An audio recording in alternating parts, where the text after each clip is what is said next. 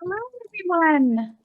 This is my favorite part when we open it up and everyone comes in. Welcome. Happy Wednesday. We've made it halfway through the week. Congratulations. We're going to give it just one more minute to let more folks in. But thank you. Thank you again to all of you for joining us today. We have a really wonderful panel. So I love energy in the chat. So I'll just say right up front, would love to know where you are zooming in from this afternoon or this morning for some of you. Let us know where you are. Say hello to everyone. And then also make sure to feel free throughout the presentation and conversation to enter questions into the chat, enter comments into the chat as things resonate. So, but hello, everyone. So we will go ahead and get started as folks continue to join. We have someone from London, England. Hi, we've made it across the pond. Wonderful. Oh, and Oxford as well. Hello, hello. All right. So again, thank you for joining us today for what I know will be an engaging conversation about generosity across generations. My name is Jeanne Sager, and I am the director of the Women's Philanthropy Institute. And our research shows that intentionality matters when it comes to passing on values of generosity to the next generation. And today we are going to have the opportunity to hear from an extraordinary panel who will share their philanthropy journey and the stories and people who shaped their generosity. So please help me welcome our moderator, Dr. Debra Mesch, who is the Eileen Lamb O'Gara Chair in Women's Philanthropy at the Indiana University Lilly Family School of Philanthropy. And joining her in conversation are three great friends of WPI and the Lilly Family School. Sloane Davidson, who is the founder and CEO of Hello Neighbor. Walle Mafolasire, you're doing good. CEO of Givelify, and Dilnaz Waraich, president of the Waraich Family Fund. Knowing that we want to use our time wisely and jump right into the panel, I will link more information about our guests in the chat. But without further ado, Deb, I will pass it to you. Thanks so much, Jeanne. So our question today in our discussion is, why are family dynamics and configurations important to understanding philanthropy? It's really simply because they're the primary source for transmitting values and behaviors from one generation to another. So our esteemed panel is going to discuss today and explore this topic. And so I have a series of questions, and I'm going to be asking those questions, and then we'll go into the breakout rooms and see what all of our participants have to say about this topic. So I'd like to invite our panelists first to share just a few sentences about what they do and how philanthropy shows up in their lives. So Sloane, I'll start with you first. Tell us what you do and how does philanthropy show up in your lives? Certainly. Thank you. Hello, everybody. It's so great to be here today. And I am the founder and CEO of Hello Neighbor. We're a nonprofit based in Pittsburgh, Pennsylvania that supports recently resettled refugee and immigrant families through a variety of family service programs, including one-on-one mentorship. We have Just for Women and Children, a remote learning program, direct assistance, cash assistance, and we also have a national program, the Hello Neighbor Network, that supports like-minded grassroots and community-based organizations around the country that do work with refugees and immigrants where they live. I founded Hello Neighbor 4 years ago after a lifetime of service in philanthropy. So I have always volunteered since I was in about 3rd grade, either on my own with my family, was very involved in middle school and high school and college, after college, always organizing people to volunteer. And so I think philanthropy comes into my life. It's merged through the give and get. And it's very much, you know, based on what you can do in that moment in time. And sometimes they give, and sometimes they have time, and sometimes they have resources. And I like to live by the mantra to feel proud and empowered for what you can do versus for what you're not. And so I really take the lens of philanthropy that it's a lifelong journey, and you step in, you lean out as best you can when you can. Thank you, Sloane. Walle, would you like to answer the same question for us? Yeah, thank you. Thank you for inviting me. Every time I get an opportunity to be at any of these programs from the Women's Philanthropy Institute, it's always a pleasure. I feel like the innate wiring, which a lot of the research that the WPI has done in the past, which says men tend to give out of self-interest. I feel like every time I come in here, I get to learn a little bit about empathy, and I'm able to, after this, exercise a little bit more of the empathy side of my male genes. So it's always a beautiful thing to be here with you all. To describe what I do, in my previous life, I was probably Sloane's worst nightmare, right? I was that guy who you planned your fundraising events around. I RSVP'd to the event. I showed up at your dinner, partied with everybody who was there, enjoyed the programming. And when I left, I did not show on the name of your donors, right? You didn't see any gift from me. Absolutely the nightmare. And the reason I did not show up was not because I did not want to support you. It was just I lived a life where if it's not on my smartphone, it's not going to happen. And finally, I decided to change that and say, look, for people like me, once we're inspired in the moment, we've got to be given an opportunity to act in the moment, because when we say we're going to do it later, we never get it done. And that led to me inventing what we call the Givelify Giving app, which is basically an app that empowers you to act on those generous impulses for generosity in the moment, 3 taps, and you're done. So I'm a reformed, stingy person who's practicing practicing generosity more actively by building tools that make that happen for people like myself. Thank you. That's wonderful. And thank you so much for that shout out for us at the WPI. We really appreciate you, Walle. Dilnaz, how about you? Tell us what you do and how philanthropy impacts your life. Sure. Thanks so much. First of all, to Walle and Sloane for sharing their wisdom, and then for Jeannie and Debbie for inviting me to be part of this conversation, which I'm so excited about. So I kind of want to go back to a little bit about what is the definition of philanthropy. And I think that's so important in who I am today as a philanthropist. So I think about philanthropy, it really just means the love of humanity. So when Sloane talks about her time for volunteering, she's a philanthropist. When, Walle talks about like the education that he had to do to understand where he is today, he's a very intentional philanthropist. But it's interesting, when I was really just growing up and, living in this underserved family with these immigrants, mom and dad, I always felt like philanthropy, I know those are really rich, famous white people. That's who they are. Those are philanthropists. And I always used to never consider myself a philanthropist.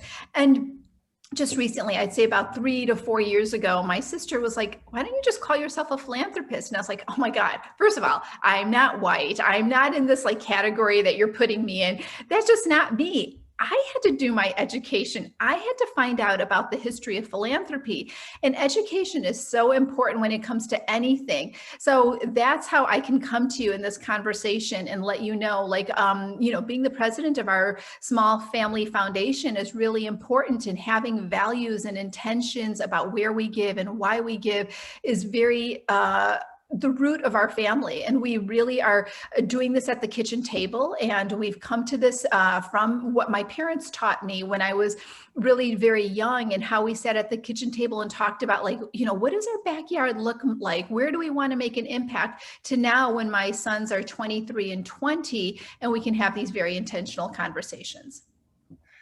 Well, that's just a wonderful introduction to our discussion, because the 3 of you talked about very different aspects of philanthropy. Sloane talks about the issue of a neighborhood and community and philanthropy within her community, different neighborhood communities. You talked about this idea of a broader definition of philanthropy, and you're coming from a family philanthropy, family foundation. And Walle talks about the technology and using technology to sort of broaden that scope of philanthropy. So I love that we have three very different perspectives, and it'll really enrich our conversation. So I'm going to ask a personal question of each of you. What is your earliest memory of philanthropy? Earliest memory of philanthropy. Walle, let's start with you. I'm going to switch up the orders here. Awesome. Very good. For me, I think it's just powerful, the role that faith, for people of faith at least, that faith plays in teaching you philanthropy.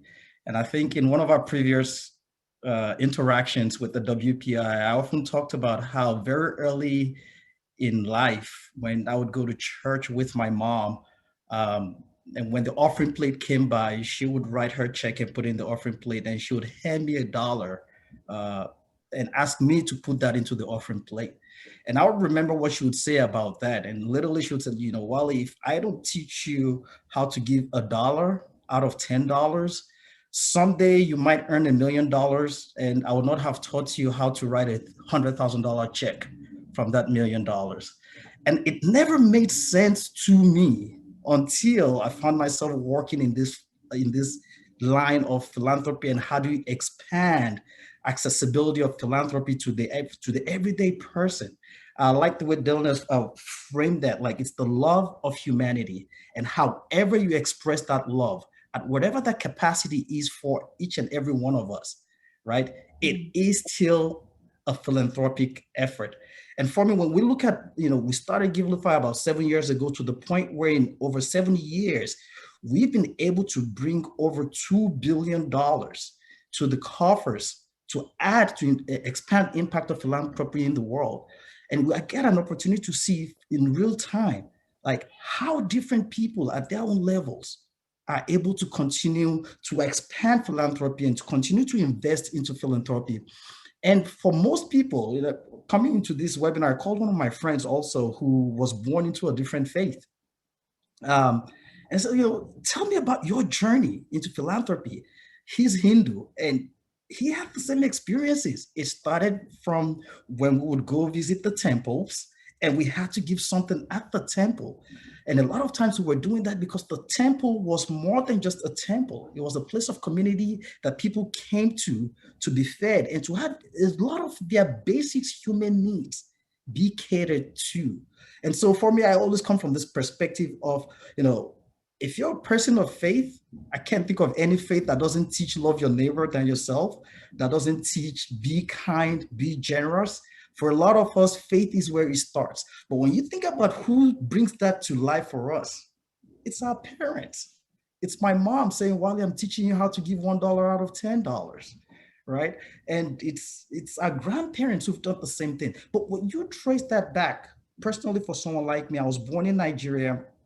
My dad had the great benefit of being educated at some of the Baptist missionary schools in Nigeria. And when I trace that back, those were all philanthropic efforts that my dad benefited from. And I'm able to benefit from education because my dad believed in education, but somebody planted that seed that today I can benefit from. And then the question then is, what seeds am I going to plant into the lives of my own children? And what seeds will I teach them to plant into the next generation, so we can keep the ball rolling? We can keep the ball rolling and continue to practice philanthropy. I love one of the quotes from Bill Gates that says, look, philanthropy steps in to solve the world's most challenging problems, right? These are the kind of problems that governments are giving up on, businesses are giving up on. That's where philanthropy steps in. And if we can all agree that these are very big problems that we have an opportunity to solve, how do we make sure that the next generation understands and learns how to contribute at whatever capacity that they are able to? So this is a conversation I'm very excited to have, and I'm looking forward to hearing other perspectives on this. Yes, how do we pass this on to the next generation? And you talked about a couple of things, Walle. One is that the role of your mother and the faith that you learned from your mother, and also going to your church where you were taught to put that money into the coffer. So the number one and number two ways that families learn about philanthropy is through their mothers, usually mothers, immediate family, and through their faith. That's the number one and number two reason. And the second point I want to make about your discussion is that all of you have mentioned this idea of this broader definition of philanthropy. You know, Dilnaz, you talked about how it's not just rich, older white men who should be using that word philanthropist, but you have undertaken that, saying that I am a philanthropist and stepping up into your role like that. Sloane, how about you, your earliest memory of philanthropy? One of my earliest. Okay, one of your earliest, before you were 2 years old, right? I know, I'm like all the way back. When I was in middle school, Ryan died of complications from the AIDS virus. And I remember being very impacted by his story and feeling like I wanted to do something to get involved. And I was already volunteering, but this is an early memory I think I have of, I felt like philanthropy of giving your time plus maybe money or plus coalition building and people came together. And so while Walle talked about church, I'll talk about school, because that's really where I learned about Ryan White. I think that I grew up, went to a school that was very supportive of giving back and doing different kinds of fundraisers and things like that. But I decided that I really down on this issue, and I marched myself over to the Pittsburgh AIDS task force, told my parents about it later, walked right in the door as like a 7th grader and said, what can I do? Put me to work. And I ended up becoming the first youth chair for the Pittsburgh AIDS the Pittsburgh AIDS Walk, which I think was in its early years, maybe like 1st, 2nd, 3rd, 4th year, and worked tirelessly to get other schools involved across Pittsburgh to have students walk in the AIDS Walk. And you had to, raise a certain amount, encouraged to participate in the walk. There was a huge, green space after one of those walks, and you get the water and the t-shirt, whatever, but we had a stage and we had people sharing stories, and I was helping identify people who would be comfortable going up with a mic and telling a couple personal stories.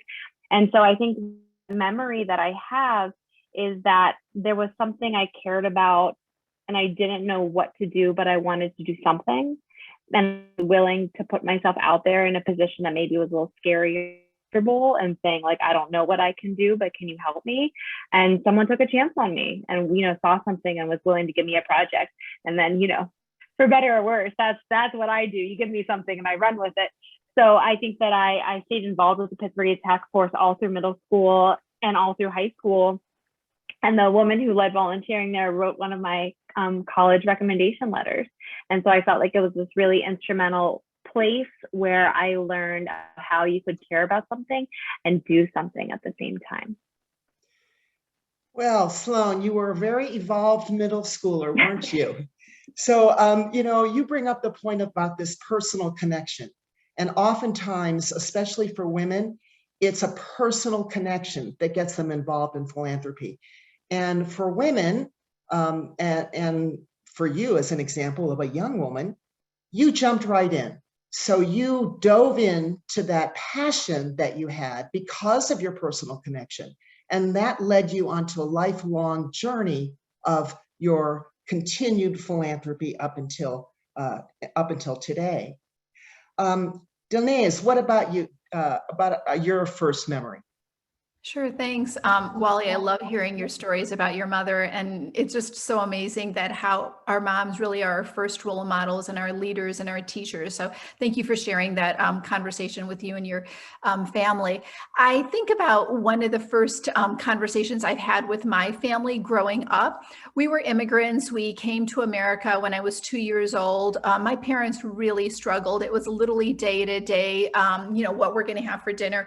But they were definitely the model resilient immigrant parents, and they always thought about how best can they serve my sister and I. And right before the month of Ramadan, which is the month of fasting, my parents would sit at the kitchen table and they'd, of course, my sister and I would just be around and we would hear these conversations.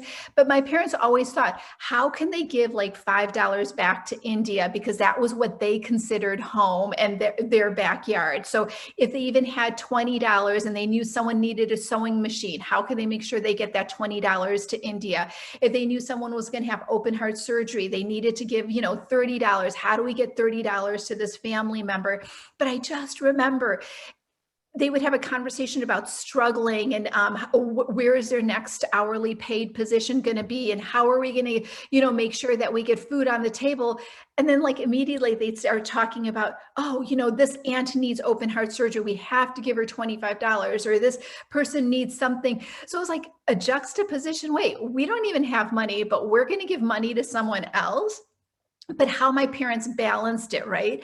And they balanced it because a lot of what, Sloane and Walle had said, it's what our schools, our communities have role modeled to us. Our role modeling comes from family values and the values of making sure that we're collaborating with, what we have here in our home, but it's also what our parents might have taught us in a different home and in a different kitchen table. So I use that conversation to move forward. And we have these really interesting pivotal conversations at our kitchen table in our present day as well. But how important it is that we are seeing the value in what we can give and why we can give, and making sure that it's a very symbiotic relationship. I always remember when my parents gave, they gave out of humility and respect, and it wasn't like my parents needed an acknowledgement. And it's so important that we see that, people are placed in a certain position for us to learn. And what are we learning from this, act that we're going to be working on? And I also bring it back to, I'm big about religious pluralism and understanding. So when I learned that in the Jewish community, we have tzedakah, and how does tzedakah really help the Jewish community uplift the narratives that they have? Then you have the Catholic community with tidings, and how does tidings bring it back to understanding the Christian community and where the Christian community can better serve their constituents? And then it goes back to the Muslim community, right? So when we, during the month of Ramadan, give our allocations, which are called zakat, which is the, one of the pillars of Islam. Why do we give? We give really because we want to cleanse our wealth. And we also want to make sure that there's a love of humanity. And we also want to make sure that there's a sense of respect and dignity in the work that we do. And we never are thinking we deserve this and someone else doesn't. But how can we make this world a more just place? How can we make sure that there's a spiritual connection in our giving, as well as our spiritual connection in the volunteer work we do? So my parents used to volunteer. So I grew up definitely volunteering at Sunday school. My parents would smile at their elderly neighbors. So that was something like I picked up too. Just smiling is a form of philanthropy. So all these little nuanced forms of philanthropies are what we need to really instill in this next generation, making sure it's not just an allocation or a check, but it's really just walking the walk and talking the talk. And the neighborhood girl that's having the lemonade stand, she's a philanthropist. The person that's helping someone walk someone across the busy road, that's a philanthropist. So these are all different forms of philanthropy that we need to uplift and make sure they're in our narrative. You brought up so many great points, Dilnaz, and I love that you talked about the next question that I was going to ask, which was, what lessons did you learn from your parents or your grandparents that shaped your approach? And you really highlighted the conversations and the role modeling that you had with your family growing up, which led to those lessons of how you currently engage in your philanthropy. And many of you may know this, but we did a report that looked at raising charitable children. And we found that when parents actually talk to their children about giving, as your family did, and explaining the importance of, even if we don't have a lot of resources, we still need to give back, that conversation increases children's giving by 20% over role modeling alone. So your experience really highlights what we found in our own research about the conversations that you have about the value of philanthropy. What does gratitude mean? How do you show gratitude? What is philanthropy? And we learn those lessons through volunteering and talking about it and actually having your children participate in those kinds of experiences. And I also loved that you talked about how all religions have this value of giving back and philanthropy and helping others. So that's a really, really important discussion that you just shared with us.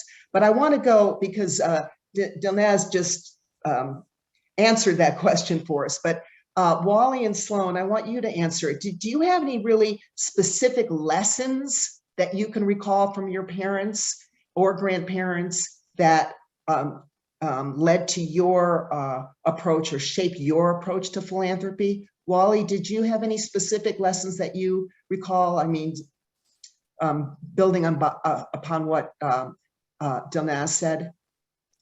You know, I as an immigrant myself, I could totally relate to those conversations that Dilnaz was having with her parents at the dinner table. My parents moved here and they're trying to find their feet in the United States, but at the same time, they're thinking about others from our native country of Nigeria, who every now and then would reach out to us for help for different things. And for them, it was already ingrained in them. I think I started this conversation from, I always wondered what my life would be if my father hadn't benefited from the education that the Baptist missionary in Nigeria at that point in time was his only option for getting educated, right? What would his life have been? And how would that have translated into opportunities that I'm able to be afforded later on in life? And when I think about my mom also, it's like, she was a beneficiary of what Dilnaz was talking about with her parents saying, we got to send money back to some families who needed help with a little bit of something. And she was a beneficiary of that. Somebody was sending money from abroad so that she could have an education. And so for them, when they find themselves in a country as rich as the United States with this land of opportunity, and they're trying to figure out, what does life look like in this new country? They already have that mindset of, I have a responsibility of at whatever level of comfort that I can be, which if you asked me was not the highest level of comfort, but to them it was okay. I have a responsibility to make sure I'm taking care of other people as well. And as a child, when you see that, it resonates deeply with you. And you tend to live, it shapes who you are, it shapes everything that you do, and somehow you just find yourself behaving that way as well. And so the modeling makes a lot of sense. I think it's very interesting. I don't think if you ask my parents, they'll have told me or anybody in this conversation that by having that conversation with me, I'm more likely to be 20% more philanthropic, but I can't wait to share this with them.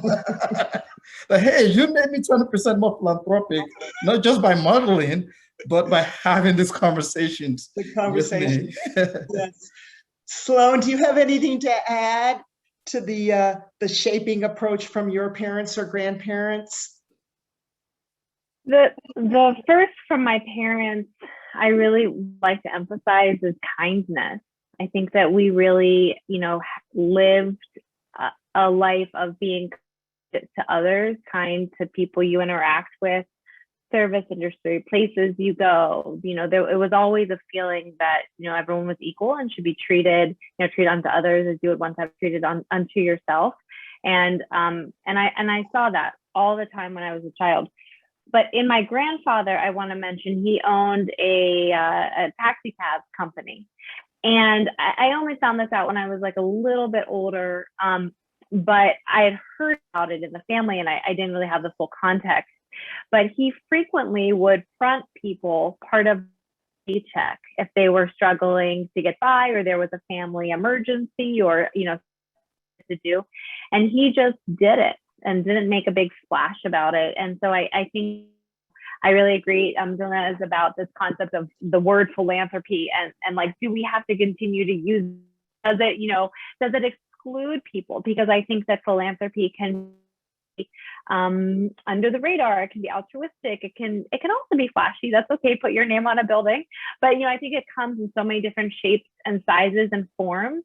And when I think today about some of the work we do at Hello Neighbor, yes, I'm thinking big and macro and what's 5X, but I'm also very much living in a very individualized person-to-person, family-to-family world, and thinking about an individual and how you help impact, support, provide, we call it confidence and being comfortable in their new lives here for the refugees and immigrants we serve. But I just think a lot about this person-to-person aspect, and my grandfather lived that just through his employees, and through church and through a lot of the other things that he did, being very active in the community and as a veteran.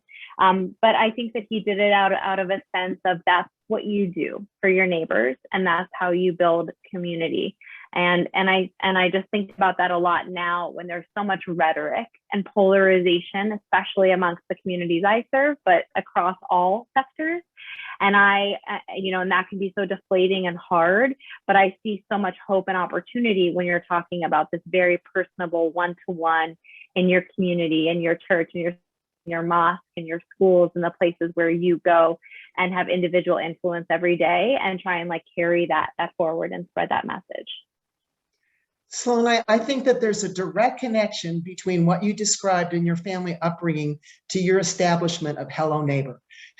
There is a really strong value from your growing up to what you are doing right now. So Jeanne, I think that our time is up for the panel. The questions that we did not get to are generational questions. So maybe in our discussions, we can talk a little bit more about that, or sharing anything that you want from the panelists. But thinking about how different generations may approach philanthropy differently. That was one of the issues we didn't get to, but maybe we can talk about that in the breakout groups. And what do you specifically do to pass on those values to the next generation? So maybe we can talk about the generational differences and what you see as happening that may be different from boomers, Gen Xers, Gen Y, Gen Z. We have all these generations that are sharing our workspace right now in our family space. So with that, I'll turn it back to Jeanne. Thank you, Deb. And that is a great idea. And thank you, Sloane, Walle, and Dilnaz, for your inspiring insights. So we want to give all of you the opportunity to join in conversation and reflect on your own philanthropic autobiography and any of the experiences that were shared by the panelists that resonated with you. As Deb suggested, we'll make sure that those questions that we didn't get to get into the chat, so that we can talk about them in our own breakout sessions. Because what's so fabulous about the Women's Philanthropy Institute community is that you're all experts in this, and that this research continues to resonate for all of you. And so getting a chance to be with each other and talk with each other is insightful and inspiring. So I'll ask that we are going to get to have panelists and WPI team members in each of the breakout rooms. But when you are in your room, what we're going to ask is that the individual whose first name is closest to the top of the alphabet. So if you're Alice, step up to the plate and serve as the room's facilitator, just to ensure engagement and involvement. And again, we're going to put the question prompts in the chat now so that you can reference them in the breakout rooms. And then we look forward to coming back together in about 20 minutes. So enjoy that conversation and the opportunity to be in community, and we'll see you on the other side.